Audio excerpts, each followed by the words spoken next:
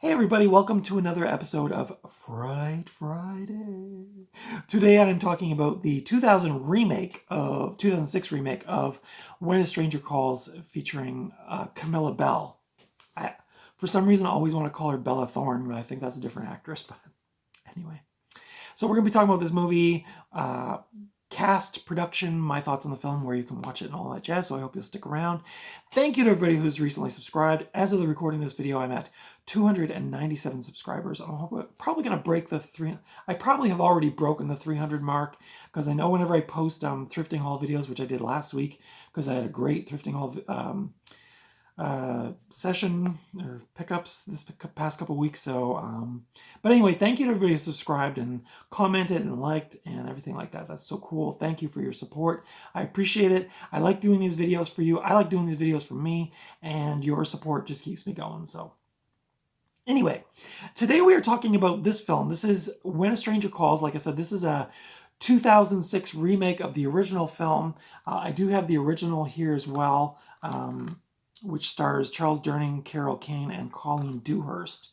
I did rewatch this one as well after I watched this one, because I was just curious to sort of compare and contrast, as you may remember, as an exercise in elementary school. But I'll probably do a review of this down the road. This is a very, very different movie. This movie is a psychological thriller from 2006. It was directed by Simon West, who also did Con Air as well as Lara Croft Tomb Raider. This stars Camilla Bell, who was also in The Lost World Jurassic Park, as well as Push. It stars Brian Garrity, who was in The Hurt Locker and I Know Who Killed Me with Lindsay Lohan. This also stars Katie Cassidy, who, when I was looking at their filmography, realized, oh, you've been in all the bad horror remakes of the early 2000s. So Miss Cassidy was also in Black Christmas, the 2006 remake, as well as A Nightmare on Elm Street from 2010, which is universally hated by horror and Nightmare on Elm Street fans alike. This also stars Clark Gregg, who is also in 1 Hour Photo, and he's also in a bunch of Marvel movies. I think he's like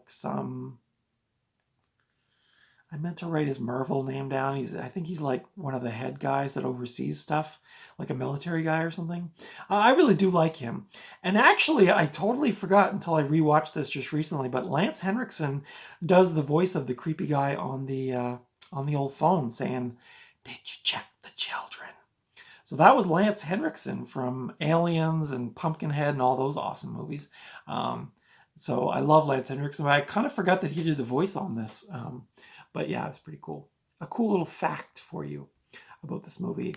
The synopsis for this film is: far away from the site of a gruesome murder, a teenager named Jill Johnson, played by Camilla Bell, arrives at a luxurious home for a babysitting job. With the children fast asleep, she settles in for what she expects to be an ordinary evening. Soon, the ringing of a phone and the frightening words of a sadistic caller turn Jill's routine experience into a night of terror.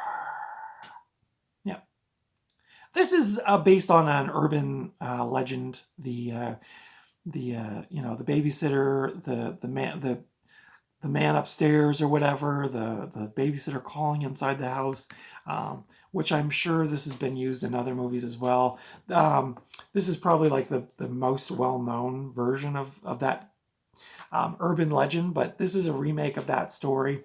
Like I said, this is a remake of Fred Watson's 1979 horror film of the same name, although I would really call it more of a thriller because, and I'll get into this in a minute, but this movie, the first 20 minutes of the original When a Stranger Calls is basically the whole of this movie. So the beginning of the 1979 movie is the girl's babysitting Carol Kane, and she gets the calls from the creepy guy, and he's like, "Did you check the children?" And then it escalates really quickly, and I won't give it away, but it escalates very quickly. And then that movie, after about the first 20 minutes of that movie, which I think it has a runtime of about an hour and 40 minutes, it turns into more of like a cop chasing the bad guy movie. So very different from this. This is all takes place in the house with her getting the phone calls from the creepy guy, and it's all set in the house like that.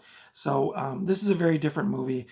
If you like the first 20 minutes of the original, this is kind of like an extended version of that opening 20 minutes. So, yeah, so that original film went on to become a cult classic for its opening 20 minutes, which this remake, like I said, extends it into a full-length film. Screen Gems, the movie production company, first announced production of When a Stranger Calls in August of 2004, so almost 20 years ago. They had plans to release both a remake of the original film and a sequel called When a Stranger Returns. Camilla Bell was then approached and almost turned the role down due to her personal dislike for horror movies. Come on, what's going on, Camilla? You don't like the horror movies, but she was almost about to turn it down when the director convinced her that it was going to be more of a psychological thriller, and she decided to accept the role, which it really is more of a psychological thriller. It's not really a horror movie. It's not gore or anything, or like a monster or anything like that. Principal photography occurred from January 1st to February 28th of 2005 in Vancouver, Canada. Yay, Canada. This was cool. Now I copied and pasted this, so it's a little bit of a longer factoid, but I didn't know this until just doing the research for this review. It says, for the release of the film, AOL, you may remember that as the internet service, AOL Instant Messenger ran ads beckoning users to I am Jill 020306. When messaged, Jill, which is a Coliquis style program, I don't know what that is. It must be like an automated instant messenger program, made small talk before panicking as she receives calls from a stranger asking her to check the children. She then gives the user her phone number, a toll-free 877 number, and asks them to call her. When users call, they hear an ad for the movie. Also around the time of the release of the DVD, a new screen name appeared, Jill 051606, which must be the release date, to tie in with the DVD release. Oh, yeah, I said that. Release date of May 16th, 2006. It does not involve calling her, but instead she directs users to a video security system on the official DVD site where the shadow of the stranger passes by frequently. So I thought that was kind of a cool marketing ploy back then. I mean, we're talking almost 20 years ago, so I mean, they probably wouldn't do stuff like that now, but I think that was a cool time in history for movies because they did kind of cool stuff like that. And like the movie companies drove you to their websites because the internet was still so in its infancy for a lot of people. And so there was this kind of excitement. So they were using the internet to advertise these things. And I thought that was kind of a cool thing. As another marketing promotion for the film, a MySpace profile was created for Jill 051606, featuring photos from the film. Users could add the profile as a friend, leave comments, and read Jill's blog. The budget for this film was $15 million, and the box office was an impressive $67 million. Unfortunately for this 2006 remake, When a Stranger Calls, the critics panned this film, did not like it.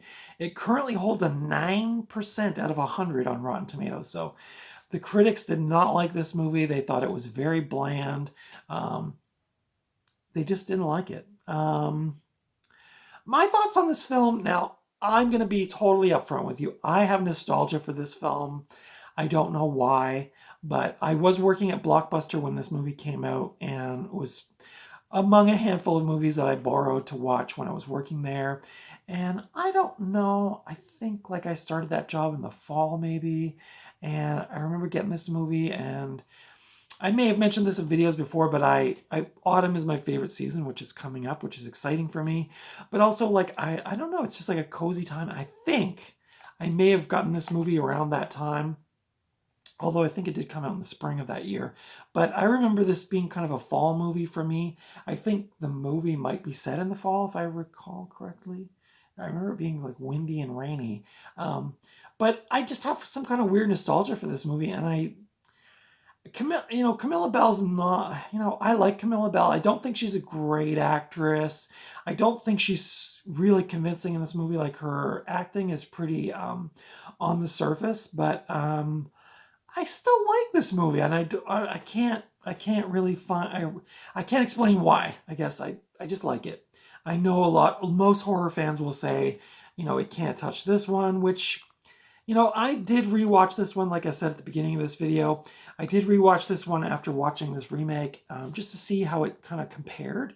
And I don't know, like I kind of like this one better. And I know that's probably blasphemy for a lot of horror fans, but or thriller fans, but the original was good. Don't get me wrong, and like I said, Carol Kane was really good as a babysitter. The only thing is, like, I like the story of this one, and which is the babysitter in the house with the the crazy person, the madman, is he a killer? Yeah, I guess he is a killer. Um, so, but it's like I like that premise, and this one really like maybe that's why it got bad reviews because it dragged it out for too long. But I thought it was well paced, and she would do little things, and then the phone would ring, and then she'd do little things, and the phone would ring. As where with the original, I feel like she didn't really get to do a lot between phone calls, and then again, I don't want to give it away, but it's the original is more of like a police thriller, as where this one I feel is more like a psychological thriller slash lightweight horror. But yeah, I really like this movie, and you can tell me I'm crazy and that's it's not good, but I like it, and I usually revisit this every couple years. I don't know, it's just a good thriller. I do like Camilla Bell. I think she's sweet, and I think again, she's not like a great actor, but I think she carries the movie pretty well. It's very of its time, 2006. A lot of these remakes were coming out. Um, Texas Chainsaw and Nightmare on Elm Street and things like that. A lot of those movies weren't very good. I would say this was one of the better ones, but again, I know I'm in the minority, but I'll leave it at that. The acting was good. I thought that there was quite a few jump scares, which maybe I would say that was the only thing I was like, yeah, I mean, maybe they overused it a little bit, like a cat jumping off a counter or something, but I thought this was cool. The interior of the house also was very, very cool. They had like a big koi fish pond in the middle of their house that was surrounded by glass, and that plays a part in the film later into the film. There's a housekeeper, which is different. There's the couple that she's babysitting for. They have like a son who's home from college, so he lives like in a house like at the edge of the property, and so that's different. So there's a lot of opportunities for like the madman to kind of like chase her around in different places and different settings, as where the original one is just sort of basically takes place in the house. For the this part of the movie, the calling the babysitter part. But yeah, I really like this movie. I'm not gonna lie. I would give this a 4 out of 5. Again, the acting's a little weak, but it's charming for its time, and I thought it was good and suspenseful. Some good jump scares, maybe a few too many, but quite well done. I liked it. The cell phones in here are hilarious. As you can see, she's holding one of the old flip phones, and she's trying to call her friends. They're at a party out in the woods because it's graduation, I think, and so there's like poor cell reception, and it's very, like I said, it's very much of its time. But I think it was quite good, and I thought Camilla Bell carried the action forward. Have you checked the children? So this is like I said, this is based on the urban legend of the stalker killer in the house stalking the babysitter. So, but yeah, I like this movie. This version is the 2006 DVD. Actually, what's really cool is I ended up buying this from Blockbuster Video, store number 7412. Shout out to my homies at 7412. That store doesn't exist anymore, and actually I didn't like any of my coworkers, but well, that's not true. Heather, if you're out there listening, I thought you were pretty cool. And there was like a few cool people, but mostly Blockbuster, not a very fun place to work. I know a lot of people romanticize Blockbuster. Don't let them fool you. Working at Blockbuster sucked. It did. But anyway, this is cool. Like, I actually bought this when I worked at the store, so it has a bit of that nostalgia too. As you can see, these movies were available on UMD for your PSP, so you could get Stealth, Mask of Zorro, When a Stranger Calls, Into the Blue, Steam Boy, and another terrible 2000s remake of The Fog. And then you can collect these other great DVDs. Is there any good ones on there? I don't know. I guess the remake of The Grudge. I actually just picked up the Exorcism of Emily Rose.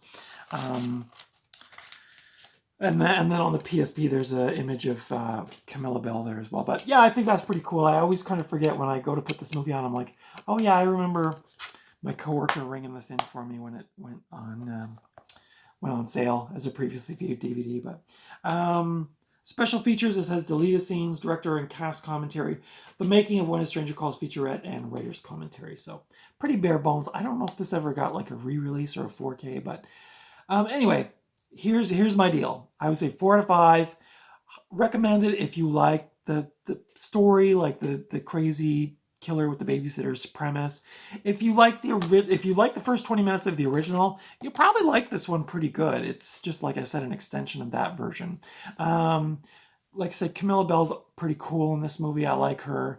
Very 2000s. If you have nostalgia for early 2000s horror thriller films, probably you're gonna have nostalgia for this one. What else?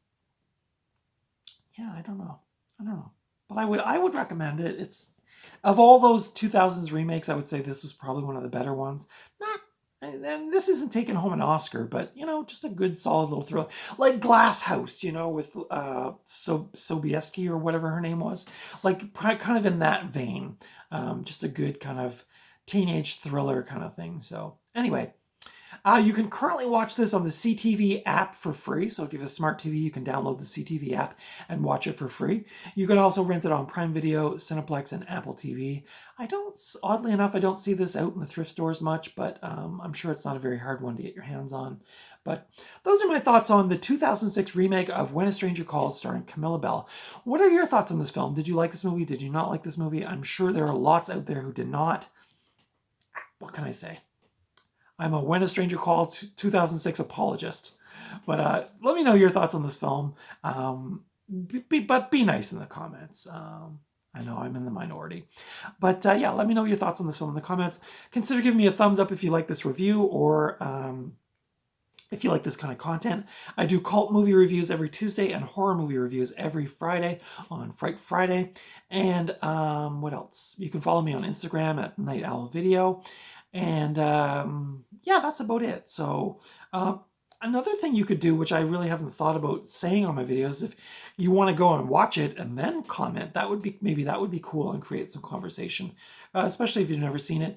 If you haven't seen this movie for 20 years, I would consider a rewatch to sort of reappraise this film, because I think it was not too bad. Anyway, that's my thoughts on When a Stranger Calls 2006.